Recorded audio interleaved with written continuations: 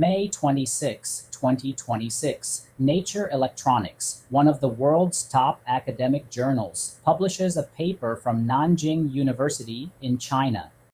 The paper describes a chip built on an atomically thin sheet of paper just 0.6 nanometers thick. How thin is 0.6 nanometers? It's about 150,000th the diameter of a human hair.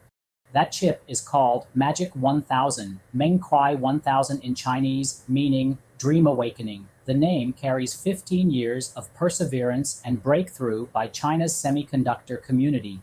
Today we tell the story of this Chinese chip crafted on that atomic sheet of paper. To understand the significance of Magic 1000, we must first go back to a fundamental question. Can chips keep getting smaller, faster, and more power efficient? For the past 6 decades, the semiconductor industry has followed a golden rule, Moore's law. Every 18 months, the number of transistors on a chip doubles, and so does its performance. From the brick phones that could only make calls to today's supercomputers that fit in your pocket and can take photos, play games, and run AI, it's all thanks to silicon-based technology. But today, that road is reaching its end. Silicon transistors have already reached the 2 nanometer node, only a few tens of atoms across. At this scale, quantum mechanics starts to play tricks. Electrons can tunnel through barriers, creating a quantum tunneling effect. Chips leak current, overheat, and the cost of further shrinking and improving performance rises exponentially. You've probably experienced this, forgetting your charger and your phone is dead by afternoon, playing a game for half an hour and it gets hot enough to fry an egg, trying to run a large AI model on your phone and it stutters for minutes. These everyday frustrations are, in essence, signs that silicon technology is hitting its physical limits. The whole world is asking the same question: what comes after silicon? The material identified by the International Roadmap for Devices and Systems as the most promising alternative in the post-Moore era is a class of materials called two-dimensional 2D semiconductors. Among them, molybdenum disulfide, MoS₂, with its atomically thin body, excellent electrostatic control, and low power consumption, has become the hottest direction. TSMC is working on it, Intel is working on it, Europe's IMEC is working on it, but everyone has hit the same bottleneck, the last mile from the lab to the production line. The concept of 2D semiconductors is not new. Scientists recognized their potential more than a decade ago. But earlier 2D chips never got beyond functional lab verification, only a few hundred transistors per square millimeter. To put it in perspective, it was like having only a few dozen people on a standard football pitch. Moreover, they could only do serial computing, one bit at a time, like carrying bricks one after another. Why was it so difficult? Because 2D chips have 3 inherent weaknesses. First, the material is extremely fragile. An atomically exposed surface, the slightest dust or defect, can degrade transistor performance by orders of magnitude. Out of 100 chips, only a handful might work. Second, the entire design approach has to be reinvented. Silicon chips use both N-type and P-type transistors to build logic, like building blocks, but 2D semiconductors today can only realize N-type devices. Conventional design methods simply don't apply. You have to invent a new set of building rules. Third, they are sensitive to high temperatures and easily damaged. Traditional processes build transistors first, then add metal interconnects. But the high temperature steps in back end of line processing cause irreversible damage to 2D semiconductors. These 3 dead knots kept 2D semiconductors stuck in the laboratory for more than 10 years. But the team at Nanjing University, led by Professor Wang Xinran and Associate Professor Qiu Hao, did not give up. Where did their confidence come from? From 15 years of accumulated work. Over the past 15 years, the Nanjing University team has built a complete technological chain, starting from the growth of 2D semiconductor materials, step by step through device fabrication, circuit design, and finally large-scale integration. It is a path built from scratch. Academician Shi Yi, a professor at Nanjing University and a member of the Chinese Academy of Sciences, said, "We have been working on this for 15 years. Through persistent effort and step-by-step progress, we have successfully combined fundamental research with existing mature manufacturing processes.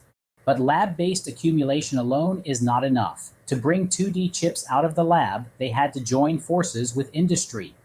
This time, the Nanjing University team was not working alone. They partnered with Suzhou National Laboratory and Huawei Technologies. This University Research Institute enterprise collaboration created a remarkable chemistry. The conventional path for silicon chips is the lab does the design, the foundry does the fabrication, but 2D semiconductors are too special for that old model. Through close cooperation with the company and the foundry, the team developed a novel methodology, cross-level co-optimization. This approach works simultaneously on 4 levels. At the process level, the team used self-developed wafer-scale single-crystal MoS₂ growth technology to achieve precise control of transistor threshold voltage. At the standard cell level, to overcome the handicap of only N-type devices, they innovatively designed a 3-row standard cell layout to replace the conventional 2-row CMOS layout. At the logic synthesis level, they developed a yield optimization tool based on noise margins. Most critically, at the metal interconnect level, the team proposed a hybrid integration architecture, foundry front-end-of-line interconnects plus laboratory back-end-of-line transistors. In simple terms, let the foundry do what it does best, interconnects, and let the lab do what it does best, transistor fabrication, divide the work without harming each other. The results were dramatic. The team pushed the MoS₂ ring oscillator from the previous global record of 11 stages all the way to 101 stages, with a maximum oscillation frequency of 105 femtofards and a per-stage gate delay as low as 47.1 picoseconds. What does this mean? It means device uniformity reached an exceptionally high level. The chip was no longer 9 out of 10 are scrap. It could be reliably mass-produced. Dr. Fan Dongshu, a postdoctoral researcher at Nanjing University's School of Integrated Circuits, said, "This methodology was summarized through our collaboration with the company and the foundry's production line. After applying this co-optimization approach, the yield improved dramatically." In May 2026, after more than 4 years of industry-academia research collaboration, the fruit was finally born. Using a 0.5 micron industrial process, the team integrated 1,433 MoS₂ transistors on an ultra-compact chip area, giving birth to the Magic 1000 microprocessor. The chip uses the RISC instruction set and comprises 4 main modules: an instruction decoder, a register file, an arithmetic logic unit, and a multiplexer. Its integration density reaches 9,336 transistors per square millimeter, 1 order of magnitude higher than the previously known international record for non-silicon transistors. In other words, a 14-fold improvement. Even more importantly, Magic 1000 is the first 2D chip to achieve multi-bit parallel data processing. Earlier 2D chips could only do serial computing, like a single-lane road. Now it's parallel computing, like a multi-lane motorway. The chip also integrates a register file on chip, eliminating the access delay and bandwidth bottlenecks of off-chip memory. Associate Professor Qiu Hao said, "This achievement has 2 major breakthroughs. First, the integration density of 9,336 transistors per square millimeter is the highest ever reported for non-silicon materials. Second, we have realized for the first time in 2D semiconductors a parallel processor chip which greatly improves the operating speed." What is the fundamental difference between Magic 1000 and conventional silicon chips? A good analogy is silicon chips are like a precision-engineered thick wooden plank, extremely sophisticated after decades of refinement. The 2D chip is like an atomically thin sheet of paper with unique performance advantages. The thick plank has already been thinned to its practical limit. Any thinner and it breaks. But using the thin paper for chips allows higher integration density, lower power consumption, and superior performance at advanced nodes. Specifically, Magic 1000 has 3 core advantages. 1. Atomically thin, ultimate scaling. At 0.6 nanometer thickness, electrons travel through the channel with almost no scattering. like driving a sports car on an expressway. 2. Ultra-low power consumption. At 1 kHz clock frequency, power consumption is only 0.43 milliamps with standby current below 1 Na. To put that in perspective, a single coin cell battery could power it for decades. 3. Compatibility with existing production lines. The foundry front-end of line interconnects plus laboratory back-end of line transistors hybrid integration scheme is fully compatible with the mainstream 0.5 ohm silicon-based process. This means no need to build new fabs. It can directly utilize existing domestic 8-inch mature node facilities with only the addition of specialized deposition equipment, drastically reducing retrofitting costs. Academician Shi Yi said, "In this race, China has already taken a very leading position, laying the groundwork for future initiative and control."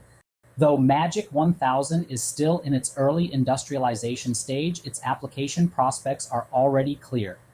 IoT endpoints. The ultra-low power enables deployment in sensors and smart home devices that need to run for years on a single battery. Edge AI inference. With a full 32-bit RISC-V instruction set, it can independently run operating system level tasks and perform on-device AI inference without uploading to the cloud. Aerospace and radiation-hardened applications. 2D semiconductors have natural resistance to radiation, making them ideal for space electronics. 3D heterogeneous integration. 2D semiconductors can be stacked on top of conventional silicon chips, creating a silicon plus 2D hybrid architecture that boosts performance without increasing chip area.